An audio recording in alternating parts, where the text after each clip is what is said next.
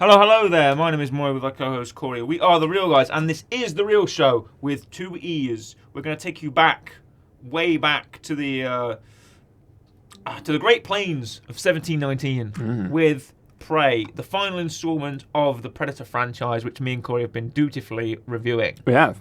As always, I'm putting my co-host Corey. How are you doing today, Corey? I'm doing very well, thank you. Good. Feeling good, looking good. This is the last installment of our review of the Predator franchise, and we're very excited to get not only finish up, get it all done, but also give our actual final takes on the franchise itself and our exclusive ranking of every film in the franchise. We're not counting Alien, we're not counting AVP, we'll do them at a later date. Yep. We're just doing the Predator films. Yes, so that's all five. Predator, Predator 2, Predators, The Predator, and Prey. 5 in total. Correct. But let's start off with Prey. Yep. Now, you hadn't heard of The Predator before in our last review. Mm-hmm. Had you heard of Prey? Yes. Okay, and what did you think? So I heard about Prey when it came out last year. It was last year, wasn't it? Yeah, it was 2022, you're correct. Because, and we'll get on this on a later date, but the effects in this lean on more practical side. Yes. So I saw loads of videos, like loads of set photos and clips and stuff, being like, "Oh, it looks amazing! Look at this looks great." And obviously, I knew it was set further back. And again, like I said, I looked up like roughly where people kind of like put the films. This one is like always. This is people being like, "This is a like return to form. This is a fantastic film." Yes. Other than that, didn't really know much about it. All right, let's go into. We're going to take it. Normally, what we do is with these kind of reviews is we go into like character and actors and plot and whatever, and then we go into like trivia and different types of details about the film and things like that. But we're going to start off first with development because we normally tackle it very late. Obviously, spoilers for a film that came out last year, so this is fairly recent for us. It is. But borderline, just seen it reviews. This is. A film that was in development since December of 2019. Very much kept under wraps. It was going by the working title of Skulls, which is an awesome title for a film. If you want to make a Predator film, better make it called Skulls because it's really very like Prey. It's very it turns the Predator on its head. Instead of being called Predator, this time it's in this time with the Native Americans. You can call it Prey, Skulls, or whatever, right? Yep. The film reportedly was to follow a Comanche woman who goes against gender norms and traditions to become a warrior. Now, nowhere in that log line, as the business calls it, nowhere in that log line is the word "there's a predator in it" as well. Yes. You could see that script. Yep. Read Skulls and go, a Comanche woman follow a Comanche woman who goes against gender norms and traditions to become a warrior, and just think it's like a coming-of-age Native American film, not much to it. A script writer, a financier could easily put that in the bin and not look in a page of it without realising it's a Predator film or being told it's a Predator film. And then the title makes sense. Yep. And then you're drawn in, aren't you? By, oh, wow, they're taking it this far back. This should be really cool. And I like that sort of unassuming nature of this film in a way. It's unassuming in more ways than one. Cast auditions were held in February of 2020, and then, of course, the biggest thing in the last few years happened, which was the COVID-19 pandemic, which shut down everything, everywhere. November 2020, Skulls was revealed to be a code name for the 5th installment of the Predator franchise, with the same creative team working on the film. It was not expected to correlate to the events of the prior installments, which is, again, another very interesting tidbit. Why is it not connecting to the rest of the films? Yep. Upon the announcement, it was indicated that the original intention was to market the film with no reference to the Predators, something no longer possible to the film's place in the franchise. Yep. But again, imagine if they actually did that. How crazy that would be, how big that would be. Of course, word would get out because people see the film and there's, there's a Predator, it's a Predator film. Yeah. But what we like to do, or what we've joked about in the past, is that we take a Predator and put them into any scenario, and the film will work. Yep. Right? Because Predator is just one of those universal things that seems to carry for a lot of people, right? It seems to carry, and the themes and the characters and the whole alien hunted by the great alien force seems to go through everything. So you could do it anywhere. Right? That's what we often talk about. Yep. And this is the same thing with Prey. So take us into the starting events of Prey here, Corey. Yeah, so Prey essentially kicks us off. You've got your main ragtag, in all fairness, actually, doesn't really have a ragtag. This is one person. Yeah, which is, again, strange. A lone warrior against the Predator. You have, like, friends. She's got, Yeah. where's the cast? I'm going to butcher these names, by the way. Okay, try not to. Similar. Is it Tabe? But, like, Tabe. the one who becomes the war chief for a bit and then eventually I think it's Tabe. meets his demise. Yes. You Unfortunately. got Tabe and Naru who are kind of, going Yeah. around, and Brother Naru and wants to... sister, Yeah. close. Naru wants to hunt. She Yeah. wants to learn to hunt. But she's a woman. She can't. She can't do it. Hunt Kamashi Yeah. Society forbids. It does. Whereas, you got Tabe who's like this... Tabe, very accomplished Yeah. young guy, quite upstanding in the Kamashi tribe, and Yep. he's proved himself as a hunter already. Yes. He's committed his great hunt, he says. Correct. Where you have to, like, select something, go out, kill it. Kill the bear, Bring it kill the back. lion, bring it back, and then you've completed a great hunt, and you are the newest warrior of the tribe. Yes. And it follows these two, and it's all going well. Mm. It's all going fine. And then, what is it? Is it a cat first, or is it something else first? They go hunting for something. Yes. And then she goes with them because someone's been injured. And Tarb's like, she knows medicine, she should come Yes, with us. yeah. They find the guy, she patches him up. Yeah. They take him back to the village, and she ends up, like, finding these tracks to something Yes. that is not the cat they're looking for. Yeah. They're looking for a lioness or a Yeah. lion. Yeah. Goes back to them, and then, like, the thing I love about this film is, obviously, again, like, we know what a predator We is. know what's coming. Yeah, we know what's So, on like, the you way. see these big tracks, we know. Yeah. And it's like, oh, is it a bear? It's like, no, Is it it's a not bear? No, it's not a bear. Yeah. It skinned this snake. What could have done that? Yeah. The little cues are like, it feels like the original Predator. It does feel like doesn't the it? original Predator. But how can it feel like that? What baffles me is how can it feel like the original Predator when there's no big muscle men with huge assault rifles? Nope. There's no running around in the jungle spraying and praying. Nope. There's not praying. Hey, there's no. There's like no action convention to speak of. It's quite quiet. Yeah. It's quite understated. It's quite. We're having a tense conversation in a teepee. Yeah. We're like whispering in the grass. There's that dog. I love that dog. I was so happy that dog made it. I was is. like, if anything happened to that dog, Yep. I will be outraged. Yep. I love that dog. Because the moment you put a dog in a film, you're like you're dicing with danger, aren't you? Yeah. Because the audience will get attached to that dog like that so quickly. Yep. But no, this film is really good. And you know what? I think one of the things that helps it is the fact, like, obviously it sets it up similarly where, like, you see, like, the silhouette of the predator, but you don't really see The it. cloaking silhouette, yeah. Yeah, and, like, you can kind of see something. But it's also because this version of the predator looks drastically Very different early, yeah. to, like, what we have now. Like, what you'd expect. He's wearing, like, a skull instead of, like, a armor. And apparently that skull is from Predators. It's the skull of It is. the Predator dogs or the beasts Yeah. they used to hunt with. And it's like, so when you get the reveal eventually, Yes. when he's in like a sandstorm or something, it's that like, oh, that's what it is, because it looks so different. And it uses different weapons and different technology. It's It doesn't use a plasma cannon. It uses like a blade, they're almost like metal. It's like darts. Darts or rods or something. Yeah. That they like arrows almost, right? They're showing off. Like, that's really effective and really like sort of a primitive style of predator, which is great, and it almost makes it more dangerous than the teched out predators. But no, it's very cool to see something set like further back, and especially to this culture and providing on the production team. There's so many good details. Yes, there is. There's stuff like a period accurate toothbrush. Yep. The horse culture. So Tabe on the horse riding and the way it's done, and moving through long grass, and the Komashis were very connected to horses and horse culture, and it's such a fantastic thing to watch. When people in the Midwest started to acquire horses in the 16th century by trading or sort of stealing them from Spanish colonists in New Mexico, and you got to commit to that fully mounted sort of horse nomadic lifestyle, which is just amazing. Yep. And this occurred by the 1730s, and when they had acquired enough horses to apparently put all their people on a horse, which is just the clothing, the village setting, the hunting lifestyle.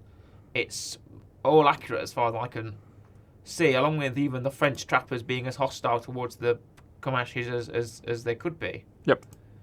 And it makes the traditional gender roles central to the story of a woman must be in the tent. She must heal and help the men on but no longer mental or physical roles, hunting, Yes. hunters, warriors, soldiers, while the women were caregivers and oversaw home children and food, and I think that's absolutely fantastic. Yes, sure, it was looked at certain people, especially nowadays, I had to go get woke, go broke, woman wielding bow and arrow, woman can't wield a bow and arrow. Yeah, but it's part of the flipping story. Yeah. Part of the story that she, as the Comanche tribe, sees a woman as, make the food, make the bed, Yep. that kind of thing, that servitude role, and the man would do the hunting and thing, and she wants to flip it on her head, and she's independent and whatever. She's an independent woman. She don't need no man. It's not hard to grasp. Yeah. I don't understand. That's the part of the thing. If you knew anything about Native Americans at all, then it'd be perfectly clear. Mm-hmm. And some people are just dumb. Yep. Some people are just stupid, and I can't believe that it got taken that way. When Prey is a very good Predator film. It's very good. It's arguably as good as the first. Yep. And I think because it takes it, because again I'm baffled by Dan. I try not to butcher his last name. Trachtenberg. Yeah. Trachtenberg. I'm baffled by how well he's done this. Even his producers, Patrick Asen as well, Yep. and John Davis, and I'm amazed that they could make this as good as it is with the content. Because if you read this maybe on a piece of paper, it wouldn't lend itself to how well the film is, which is obviously rare. Yep. When the script is flipped, and when it's like a group of let me read this to you. Go on. A group of prisoners on a insane prisoner boss fight against the Predator. Yeah, that sounds cool to you, right? But then let me show you 2018's The Predator. Yeah. You'll not think it's so cool. This, if I show you this, a young Comanche woman fights against the idealistic views of her tribe and takes on a predator, you might think, oh, that sounds a bit boring. But when you actually watch it, it blows you away. Yeah. With the tension and the subtle elements and everything. And I don't know, I tend to, maybe it's because I just watched The Predator 2018. Yeah. And this is the most recent film I have seen Yep. in this series, because we watched them in order. Same, I watched in order. We watched them in release order, thank you.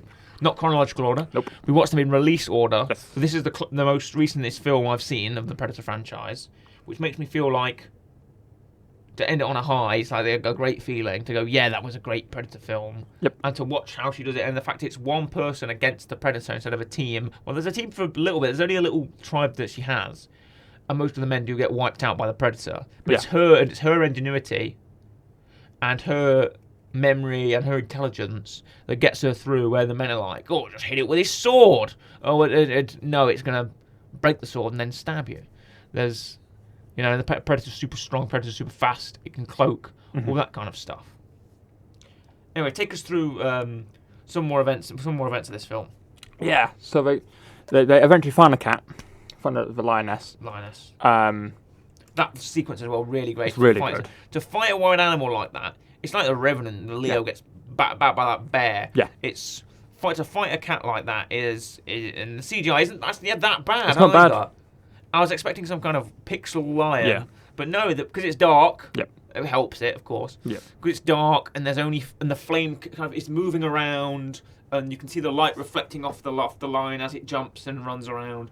And it really helps the CGI make it feel like it's really there, and she's not interacting with a ping pong ball on a stick. Yes. Nora has a plan, tries plan, fails it, doesn't quite do it, gets distracted by fire or something along that lines. And then it cuts to she's in a teepee, she's at home, Tanabe comes back, lion over his shoulders.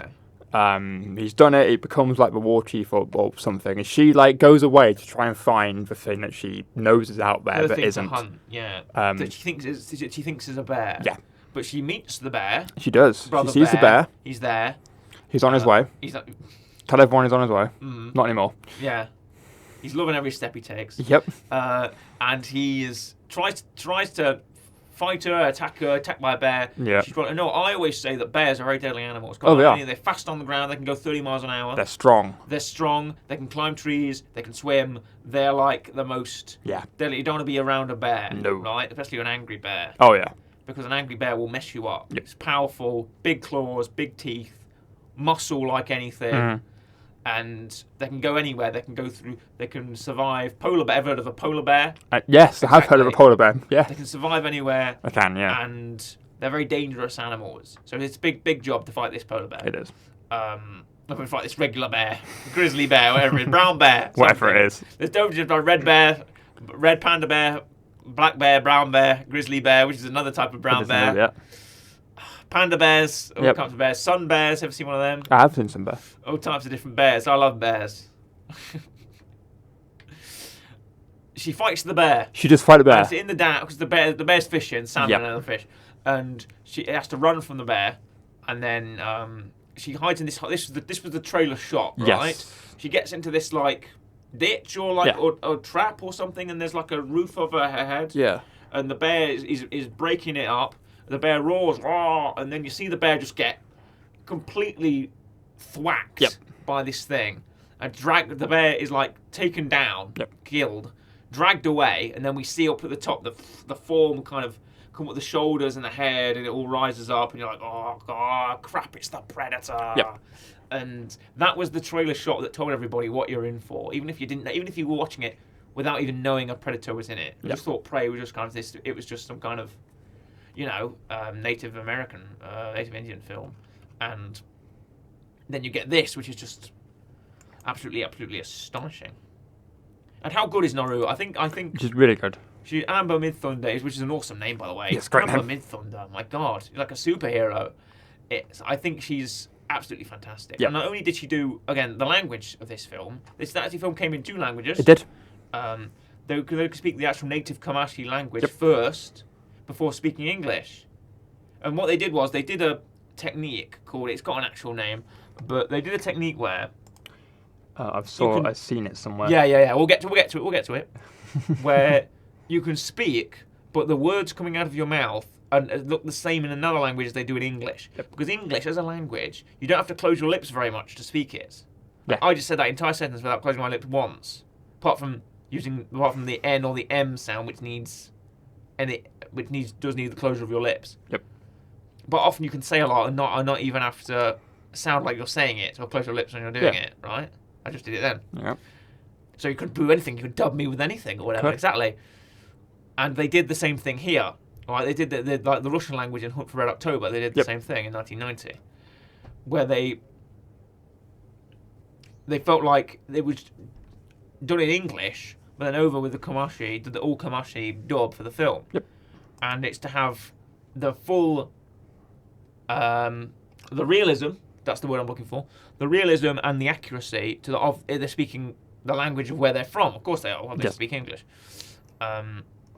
And it's amazing. And both versions are available on Hulu in the US and Disney Plus here. Yep. So you want to watch the fully accurate version of Prey with the Comanche language, you can. There we go.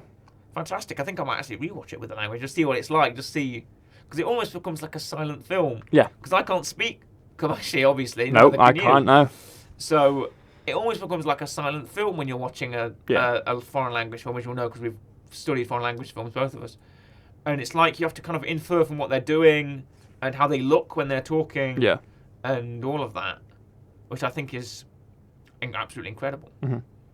Now, you know what else I think is absolutely incredible, Corey? What do you think is absolutely incredible? Some Prey trivia. Hit that jingle.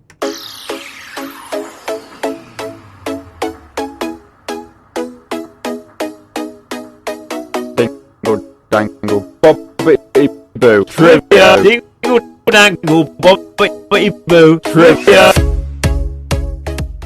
Take us away. Right, a bit of trivia for you. The rattlesnake could see the predator whilst invisible, as a rattler has pits on its head but allows the snake to sense heat and track prey for its thermal radiation signature, much like a predator. Fantastic. What else we got? The feral predator's biomask is made from a skull of a river ghost from Predators 2010. There you go. There will be a Comanche dubbing a movie, so you can watch the entire movie in a Comanche with the original actors to the roles. Lip match is what it's called. Yes, thank you. Choosing words to match the actor's mouth movements as closely as possible. What else we got down here? There's a couple more things I've been looking through. Dane DeLigro, I think, the Predator, in brackets, performed all the acting, stunts, and motion capture for his character without a stunt double. Ah. Go you. Jay Myers, the producer of the film, is an enrolled member of the Comanche Nation. There's a fact about the dog here somewhere as well? The dog? I've got a little fact about the dog as well. It's the same fact. Okay. Sari, Nara's dog, Yeah. and constant companion, had no previous movie experience Oh, yeah. and was adopted specifically for the movie only 2 months before shooting. You can also mention that it was played by a Carolina dog called Coco, Yes. which I think is just adorable. Yep. So her name is Coco. She's a Carolina dog, a rare breed of wild dog that followed the first humans to cross the Bering Strait 16,500 years ago. Shout out to you, Coco. You're a good boy. Trachtenberg wanted a cast of dog that would be period accurate, and Carolina dog. dogs are direct descendants of those dogs. And here we go. This is such a good girl she is. Initially, Coco was to be in fewer scenes, but they found with her training and energy, they were able to include the dog in several more scenes, including some of the action sequences. So go on, Coco. Yep. Also, as a little fun fact for you, in the scene where Naru love manipulates the Predator into killing Big Beard, that's his name, she whistles to draw him to them. In Comanche culture, whistling at night is discouraged because it attracts spirits. Ah. Also, there's a Wilhelm scream in this film. Yeah, there is a Wilhelm scream. Ah! You do get the Wilhelm There scream, is one in which there. is fast. I think it's when one of the French people gets shot or something by the Predator. It's It's definitely doing that smoky grey action scene at the end. Yeah, You definitely hear the Wilhelm scream. Yep. Which is very key of that time as well, because the Wilhelm scream did originate from the cowboy versus Indians brand of kind of old-timey filmmaking. That is where the Wilhelm scream is from. This is also the first Predator film where the Predator does not use his trademark shoulder-mounted plasma cannon. No. You do see the dots. Yes, you do the dot, but the dots move individually, which is a great little adaptation of the Predator sight there, where you normally get the 3 dots moving as one, but here you get the 3 dots that sort of track individually, because you can fire 3. You've kind of got like a tri-launcher, arrow, whatever, dart launcher or whatever, and the 3 can move individually, so it can shoot 3 to different places. Because when those 3 Comanche guys are trying to fight him with their bows and arrows, he just does 3 headshots, and it fires separately, which is very cool. Yeah. And the idea of giving Naru a dog companion was inspired by Mad Max 2, Nice. where Mad Max has a dog. So I think that's great as well. I think that's really, really good. Thank you very much for trivia, Corey. Yeah, you're welcome. Since you've got There's one more. One bit more. How long do you think the Predator is on screen for? Oh, okay. I don't know this. I've not looked. I'm not looking at my screen right now. I'm looking at the budget, because we're going to talk about that just in a second. Yeah. But how long do I think the Predator is on screen for? Mhm. Well, I think the original Predator is on screen for like 8 minutes or something, or even less. I don't know. I think that's how long Darth Vader is in A New Hope for. Nice reference point. Yeah, thanks. And also the fact that Godzilla isn't in Godzilla 2014. I think he's only in it for like 4 minutes or something like that. But how long do I think the Predator is in this film for? Will I be surprised? No. Okay. I'm going to think it's low then. I'm going to say that the Predator, the feral Predator in Prey, is in Prey for 10 minutes. Less. Less time. 5 minutes? Bit more. Oh, like 6 or 7. 6 minutes. 6 minutes. So All right, 6 fair minutes enough. of screen time. That's a good amount of screen time. It's good. I'd be interested to know how much of the Predator we actually get in the Predator films. I bet someone's timed that. Someone must have timed how long the Predators are in the Predator films for. Yeah. But I know he's not in the 1987 version. He's only in it for like not for like 4 or 8 minutes or something like that. Not very long at all. Yep. To say he's the big bad of the film. But because we've got a little bit extra here, Go on. again another budget for this, 65 million on the budget. It's funny because we didn't mention the budget of the last Predator film, The Predator, which had a budget of 88 million. Yeah. Which really shows you what you can do. The fact that this was made so great on a portion of that budget. Yeah. Goodness. And the 2 very different products. Yep. 2 very different products. So yeah, this was distributed in Hulu, United States. Good for Hulu, I guess. Disney Plus internationally, that's where we watched it. And it's actually released on July 21st, 2022 at SDCC. There we go. San Diego Comic-Con. I love San Diego Comic-Con. I'm glad. And also, I love that languages are listed here. It says English, Comanche. Yep. That's great. Just great. Let's get some real ratings. Let's get our weekly rec, and let's rank. Well, no, it's ratings first, then rank, then rec. Yep. We know it. You first. No, you go first. Go on, hit us with it. I know in the first episode, when we first did this, I gave Predator 1987 quite a high bar. And when we were doing Predators, I said that we value our rating system, and the rating system goes where you don't get a 9 unless it's really, really good, and we never give a 10 out, and da-di-da. I'm going to give this a 9. Maybe an 8.5, but I think, is it on the same level as the first Predator film with Predator 1987? Yes. I think it develops a lot. I think they're a good companion piece. I think this is very understated and there's a lot of more tension. There's obviously no bullets flying. There's a lot of quiet. The action is good. The action is steady. It's a bit dark sometimes, especially near the end to the film. It's got some great connections to the Predator mythos. Raphael Aldolini is in this. He is. And his pistol, which appears in Predator 2. Correct. Even though that kind of decanonizes the comic origin for it with Greyback, so I don't know about that. I believe what it is Greyback is part of the same tribe as the feral Predator. The one from Right, okay. So he gets the gun from like that period, and then later on comes back. Okay. Sure. In the second one or something. But I like that there's that connection to Predator 2 in this, because it's the same time. It's 1719. Yep. So Raphael Aldolini would be great about this. And I think that's a super cool connection. There's, again, the River Ghost from Predators. He's wearing the mask. Yep. There's great little lore connections, and it's not really mentioned upon, which is really cool for me, because I'm a fan of, connections to other things. Me being a Star Wars fan, but hey. And yeah, the great action. The character, I really like the characters in this. Some of them, this is Naru's story, isn't it? Not everybody else is going to have really much. Tarbay, okay. The feral predator is a good character as well, for how he moves in this kind of big move, a lot of the monster type thing. It's called the Mapitzel. Don't want to get that wrong. Mapitzel, which is the legend Comanche demon, who Naru thinks it is. Yep. Because obviously he's got no concept of alien life or anything like that. Yep. Yeah, they're my reasoning, and also for Coco. If anything, for Coco, as this just amazing little dog I just love. What would you give Prey? I am going to give it an 8.5. Ooh, close to me, which respectable. For me puts it at the same level as Predator 1. Okay. Or at least rating wise, gives it the same. Right.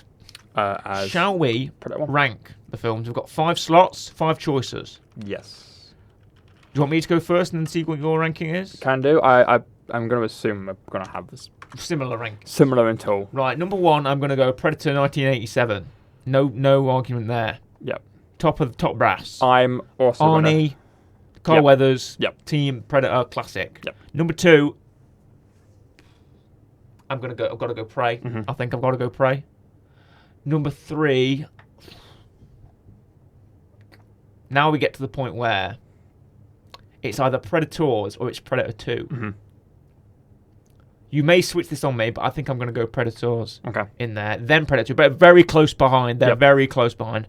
And then at the end, I'm just going to slap the Predator, because that's about, I think, as much effort as it needs. Yes, so I am in agreement. Except for Predator 2. Yeah, you're going to Predator 2 above Predators. Swap it over. Yeah, I thought you would. So it's first one, it's Prey, it's Predator 2, Predators, and then the Predator. Down. But I probably like more bits of Predators than you like of it. Yeah. Because I'm more of a sci-fi guy and you're not as much. Yeah. So I think that lines up perfectly with our characters, Corey. It does. So there we are. And some days, I might actually prefer Prey to the first one. Oh. But, Yeah, me too, actually. Overall, though, I think the first one's to introduce somebody to the Predator franchise, you may as well show them Prey as well. Yeah. And that's a great thing, isn't it, for something that's in the same ballpark. Yep. I think you may as well show somebody Prey as your first experience of the Predator franchise than than Predator 1987 at some points. And of course, the ending of this film is just magnificent. She slays the Predator using the same mud trap as in the start, using the sinkhole, and she gets you can only kill it with its own weapon, which is again fantastic to use. And she uses the projectile back to the Predator, which kills it, and then she takes the head with the glowing green blood and on the axe, and it's just masterful. Really, really awesome. Yep. Awesome. And just epic, as a friend of mine would say. Just epic. Weekly rec, Corey, if you don't mind. So I was struggling with this for a bit because I was like, right, okay, let's go through like maybe the director or some of the cast and see what they've been in.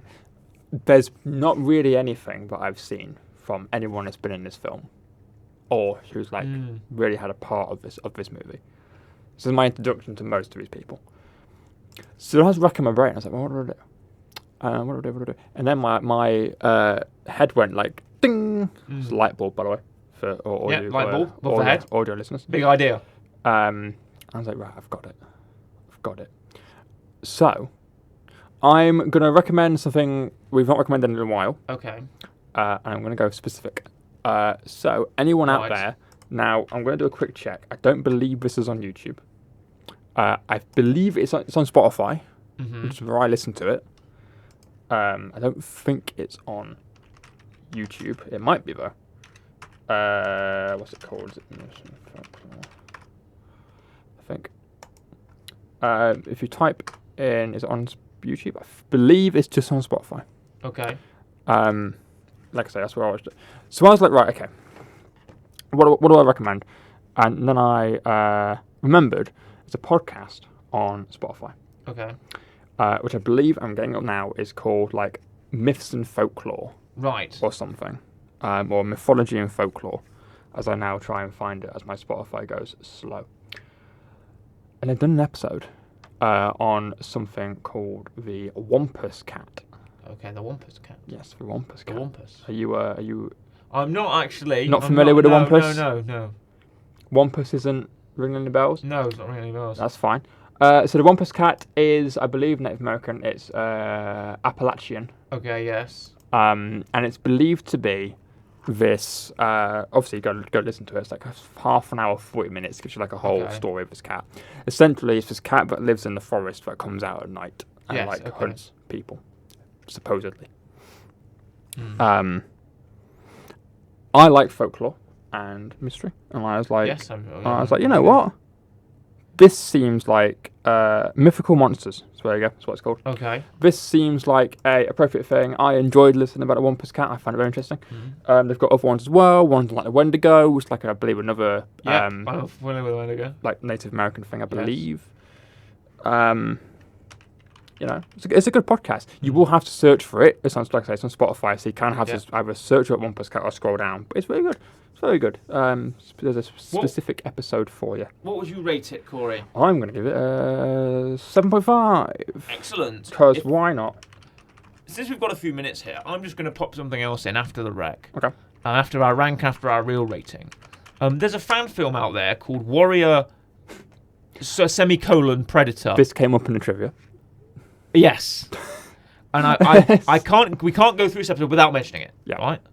The fact that it came out 3 years ago and this film I like to believe that these films were made independently of each other and there was no ideas taken from anything else, okay? Mm-hmm. But if you want to give that film a watch, it's free on YouTube, for goodness sake. It's 7 minutes long. It's about a Native American girl surviving against a group of female predators. Mm-hmm. I know I say female predators. Don't get the wrong ideas. They're all covered up. Yep. And the predators, they're wearing masks and helmets and armour. It's fine. Yeah. And I think I've watched it before. If you've not seen it in full... I haven't seen it. Okay. I might show it you after this. I think it's a good fan film. It's got good action in it for how short it is. You can tell there's budget involved. Mm-hmm. But for a fan film, it's 7 minutes. Is good enough for a high budget, for fan films made by, just fans of the series. Hence the name fan film. Yeah. So I'm just going to throw that in as well. If you want to listen to the podcast on the Wampus Cat, as well as watch Warrior Predator, which is actually listed in the trivia of it is. Ray. It is indeed. Okay, thank you very much. This was our review of Prey. I've had a good time in this one. It's been good. And this thus heralds the end of our Predator It does. recap series. Maybe we can have an omnibus. Yeah. We've got 2 omnibuses now. We do. Indiana Jones and Predator. the Predator. So are we going to do Alien and AVP? Probably at some point. At some point, yeah. Maybe next year. Who knows? Possibly. Would it be the next omnibus? Who knows? Yeah, who knows? Who knows? Thank you very much for listening and watching us review Prey. We hope you've had a good time with our Predator franchise review and recaps. It is a goodbye from me, goodbye, and a goodbye from Corey. Goodbye.